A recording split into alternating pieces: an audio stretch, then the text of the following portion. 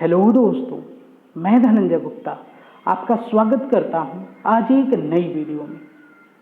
दोस्तों, आपको पता है कि इस समय हम लोग क्लास 12 केमिस्ट्री के डी तथा एफ ब्लॉक चैप्टर को पढ़ रहे हैं। इस चैप्टर की कुछ वीडियो को मैं अपने चैनल पे अपलोड कर चुका हूं। उन वीडियोज का लिंक मैंने इस वीडियो के डिस्क्रिप्शन बॉक्स में दिया है, जहां से आप पिछली वीडियोज को देख सकते हैं। आज के इस वीडियो की हमारी टॉपिक है संक्रमण तत्वों का इलेक्ट्रॉनिक विन्यास, electronic configuration of transition elements. तो चलिए बिना समय गंवाए आज की इस मजेदार टॉपिक को स्टार्ट करते हैं। सामान्य रूप से डी ब्लॉक तत्वों के बाह्य कक्षकों का इलेक्ट्रॉनिक विन्यास n-1d 1 to 10 ns1r2 होता है। यहाँ पर जो स्मॉल n है ये बाह्यतम कोश को इंगित करता है, यानी कि जब हम डी ब्लॉक के तत्वों का इलेक्ट्रॉनिक विन्यास लिखेंगे तो हमको बाह्यतम कोश के यस उपकोश में 1 या 2 इलेक्ट्रॉन देखने को मिलेगा और बाह्यतम कोश से एक पहले वाले कोश के डी उपकोश में 1 से 10 तक इलेक्ट्रॉन देखने को मिलेंगे। तो अधिकांश तत्वों में यही दिखेगा, लेकिन इससे एक अलग भी दिखेगा। आपको ध्यान रखना है कि पैलेडियम, जिसका परमाणु क्रमांक 46 है, इसके बाह्य कक्षकों का इलेक्ट्रॉनिक विन्यास n-1d9 और ns0 होगा। आपने पढ़ा कि सामान्य रूप से बाह्यतम कोश के यस उपकोश में 1 या 2 इलेक्ट्रॉन मिलेंगे। तो यहाँ पे पैलेडियम में आपको बाह्यतम कोश के यस उपकोश में 0 इलेक्ट्रॉन देखने को मिलेगा। ये आपको अलग से ध्यान रखना है। जब हम इलेक्ट्रॉनिक विन्यास लिखेंगे डी ब्लॉक के तत्वों का, तो हम उपयोग में लाएंगे आपबाउ नियम का। आपबाउ नियम से जब हम इलेक्ट्रॉनिक विन्यास लिखेंगे तो हम पाएंगे कि अधिकांश तत्व आपबाउ नियम का पालन करेंगे, लेकिन कुछ आपबाउ नियम द्वारा लिखे गए इलेक्ट्रॉनिक विन्यास से अलग इलेक्ट्रॉनिक विन्यास प्रदर्शित करेंगे। तो ये पॉइंट आपको ध्यान रखना है कि संक्रमण तत्वों में यानी डी ब्लॉक तत्वों में अनेक अपवाद देखने को मिलते हैं जो आपबाउ नियम के अपवाद होते हैं। अब ये अपवाद क्यों होते हैं, इसका कारण है कि n-1d तथा ns ऑर्बिटलों की ऊर्जाओं में बहुत कम अंतर होता है और बहुत कम अंतर होने के कारण ns वाले इलेक्ट्रॉन आसानी से n-1d में प्रवेश करते हुए दिखेंगे और जिस वजह से हमको अनेक अपवाद देखने को मिलेंगे, यानी कि अनेक ऐसे उदाहरण मिलेंगे जहाँ पे आपबाउ नियम का पालन नहीं हो रहा होगा, जो आगे इस वीडियो में आपको क्लियर हो जाने वाला है। यहाँ तक उम्मीद है कि आपको समझ में आ रहा है। अब वीडियो में आगे चलने से पहले हम लोग थोड़ा सा आपबाउ नियम को रिवाइज कर लेते हैं, ताकि आगे कोई कंफ्यूजन ना हो। तो आपबाउ नियम में मैंने आपको क्लास 11 में बताया है कि ऐसे आपको टेढ़ा करके एरो बना लेना है। ऐसे 6 या 7 एरो आप बना सकते हैं।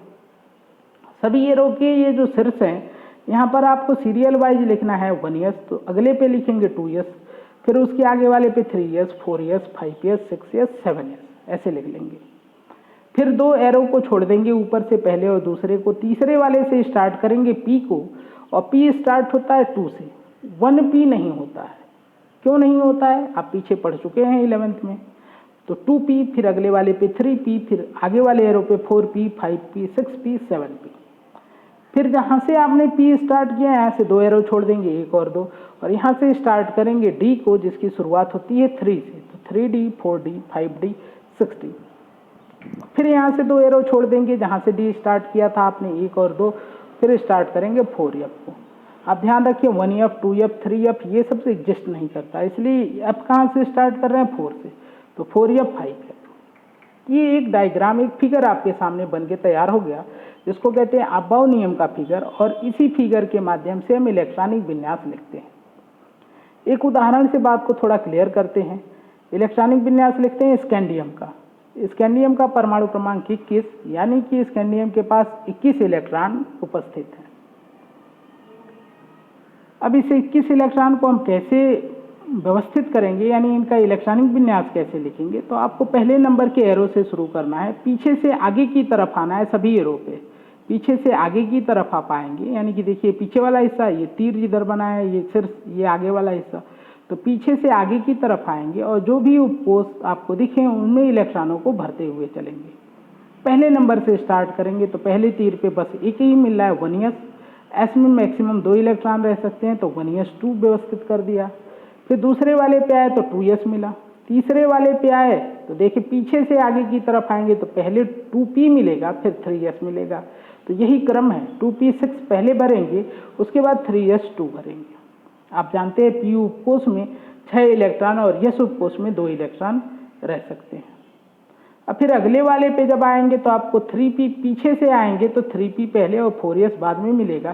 तो 3p6 पहले रखेंगे 4s2 बाद में। अब तक इलेक्ट्रॉन कितने हुए हैं तो 2 2 4 6 10 और 2 12 6 18 2 20 इलेक्ट्रॉन हुए हैं, यानी कि अभी भी एक इलेक्ट्रॉन बचा हुआ है जिसको व्यवस्थित करना है। तो अगले वाले एरो पे आएंगे, पीछे से आएंगे तो 3d मिलेगा आपको, तो 3d1। अब 21 इलेक्ट्रॉन व्यवस्थित किए जा चुके हैं, यानी कि स्कैंडियम का इलेक्ट्रॉनिक विन्यास पूरा हो चुका है। तो यह है स्कैंडियम का इलेक्ट्रॉनिक विन्यास आप-बाउ नियम से। उम्मीद है कि समझ में आ गया आपको कैसे लिखा जाता है। ज़्यादा डिटेल के लिए आप क्लास 11th में जा सकते हैं, उसको पढ़ सकते हैं। तो चलिए अब हम लोग हेडिंग लगाते हैं प्रथम संक्रमण श्रेणी यानी 3D श्रेणी के तत्वों के इलेक्ट्रॉनिक विन्यास। तो 3D श्रेणी का पहला सदस्य स्कैंडियम है जिसका इलेक्ट्रॉनिक विन्यास अभी आपने लिखा।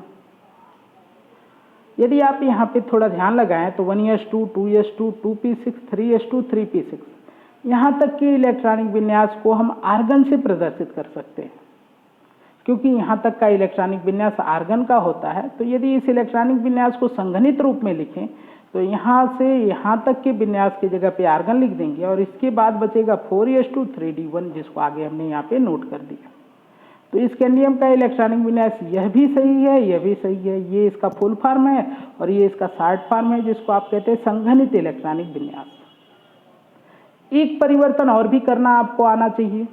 आप देखें यहाँ पे 1s में पहला कोष, 2s 2p में दूसरा कोष, 3s 3p और 3d में तीसरा कोष, और इस तीसरे कोष के उपकोषों के बीच में आप देख रहे हैं 4s को। तो इसको साइड में करके 3d मतलब तीसरे कोष के उपकोषों को एक साथ लिखते हैं। तो स्कैंडियम 21 को हम लिख सकते हैं 1s2 2s2 2p6 3s2 3p6 और 3d1। देखो इसको हमने 3 वाले जितने भी तीसरे कोष के उपकोष थे एक साथ लिख दिए और 4s को बाद में कर दिया। तो अब ये पहला कोष हो गया, ये दूसरा कोष, यहाँ से यहाँ तक तीसरा कोष, ये चौथा कोष।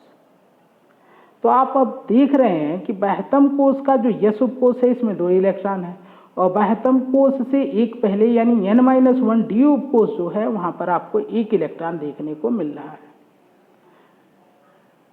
बात क्लियर है? आप जानते हैं कि यहाँ से यहाँ तक के विन्यास को हम आर्गन लिख सकते हैं। तो इसका संघनित रूप लिखेंगे तो हो जाएगा आर्गन 3d1 और 4s2। उम्मीद है कि बातें आपको समझ में आ गई हैं। आगे के तत्वों का जब इलेक्ट्रॉनिक विन्यास लिखेंगे तो सीधा मैं ये व्यवस्थित रूप आपको लिख के दिखाऊंगा, ठीक है? क्योंकि मैंने समझा दिया है कि पहले आप-बाउ नियम से लिखें और फिर उसको कोष वाइज आप व्यवस्थित भी कर सकते हैं, ठीक है?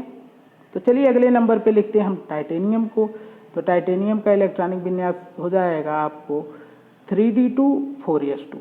आप देख रहे हैं मैंने आपको समझाया था कि जो n-1 डी होगा उसमें 1 इलेक्ट्रॉन 2 इलेक्ट्रॉन 3 इलेक्ट्रॉन 4 5 ऐसे 10 तक आपको देखने को मिलेगा। और n-s में यानी बाह्यतम कोष की s में अधिकांश आपको 2 देखने को मिलेगा, लेकिन कई बार आपको 1 इलेक्ट्रॉन भी दिखेगा, यानी कि बाह्यतम कोष की s उपकोष में 1 या 2 इलेक्ट्रॉन मिलेंगे। तो वेनोडियम का लिखेंगे तो देखो यहाँ पे 3d3 हो गया, 4s2 हो गया। क्रोमियम पे आ गए तो क्रोमियम अपवाद होता है आप-बाउ नियम का, जिसको मैं अभी आपको समझाऊंगा। और यहाँ पे आप देख रहे हैं 3d5 हो गया, 4s1 हो गया, यानी कि n-1 डी में 5 इलेक्ट्रॉन और n-s में आपको 1 इलेक्ट्रॉन देखने को मिला। बाकी मैग्नीज का सामान्य है, आप इसको लिख लेंगे। आयरन का, कोबाल्ट का, ये सब सामान्य नियम से लिखे जाएंगे जैसा कि अभी मैंने आपको समझा दिया था। निकिल का भी सामान्य नियम से लिखेंगे। कापर अपवाद है जिसको मैं अभी आपको समझाऊंगा। जिंक को भी आप सामान्य नियम से लिखेंगे। अब इन सभी इलेक्ट्रॉनिक विन्यास को आप देखें तो n-1 डी में आपको दिखाई दे रहे हैं कई बार 1 2 3 4 5 ऐसे 10 तक इलेक्ट्रॉन, और n-s यानी बाह्यतम कोष की s उपकोष में आपको 1 इलेक्ट्रॉन या फिर 2 इलेक्ट्रॉन देखने को मिल रहा है। बात क्लियर है? तो चलिए अब अपवाद को समझते हैं। तो पहले नंबर का अपवाद हमारा इस श्रेणी में है क्रोमियम। क्रोमियम का इलेक्ट्रॉनिक विन्यास यदि हम अबाव नियम से लिखें तो इस फिगर का यूज करेंगे। देखिए क्रोमियम का परमाणु क्रमांक 24 है। आप क्या करेंगे, पहले तीर के पीछे से आगे की तरफ आएंगे, 1s2 रखेंगे, 2s2, और फिर तीसरे एरो पे आएंगे तो 2p और 3s। तो 2p को पहले भरेंगे, फिर 3s, पीछे से आगे की तरफ आना है। और इस वाले एरो पे पहले 3p मिलेगा, फिर 4s, तो 3p6 4s2। और इस प्रकार आपने 20 इलेक्ट्रॉनों को व्यवस्थित किया है। तो अगले एरो पे आना पड़ेगा, पीछे से आएंगे तो 3d मिलेगा और 3d4 लिख देंगे तो 24 इलेक्ट्रॉन व्यवस्थित हो गए। और क्रोमियम के पास 24 ही इलेक्ट्रॉन थे। तो ये हो गया इलेक्ट्रॉनिक विन्यास अफबाउ नियम के अनुसार। बात क्लियर है? लेकिन क्रोमियम यह इलेक्ट्रॉनिक विन्यास नहीं प्रदर्शित करता, इससे एक अलग इलेक्ट्रॉनिक विन्यास दिखाता है। क्रोमियम का वास्तविक इलेक्ट्रॉनिक विन्यास होता है, देखो यहाँ से यहाँ तक तो सेम मिलेगा, यहाँ पे 4s2 के जगह पे 4s1 और 3d4 के जगह पे 3d5 देखने को मिलता है। तो वास्तविक इलेक्ट्रॉनिक विन्यास यह है, जबकि अफबाउ नियम से ये हो गया। यानी क्रोमियम अफबाउ नियम से एक अलग इलेक्ट्रॉनिक विन्यास दिखा रहा है, इसीलिए हम कहते हैं कि क्रोमियम सामान्य नियम, जिसको अफबाउ नियम कहते हैं, इसका अपवाद होता है। अब ये अपवाद क्यों है, तो इस बात को ध्यान रखें कि अर्ध तथा पूर्ण भरित कक्षकों का अस्थायित्व अपेक्षाकृत अधिक होता है। तो आप जानते हैं कि 4s और 3d उपकोष में जो ऊर्जा का अंतर है वो बहुत कम है। अभी मैंने पीछे आपको समझाया था कि n-1d और ns उपकोष में एनर्जी डिफरेंस यानी ऊर्जा का अंतर बहुत कम होता है। तो क्रोमियम ने क्या किया कि अपने 4s के एक इलेक्ट्रॉन को 3d में भेज दिया। तो इससे ये जो 4s था वो अर्धभरित अवस्था में आ गया और 3d5 के साथ ये भी अर्धभरित अवस्था में आ गया।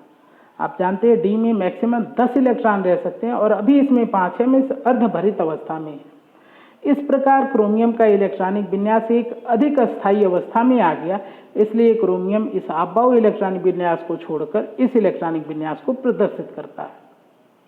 उम्मीद है बात आपको समझ में आ गई होगी।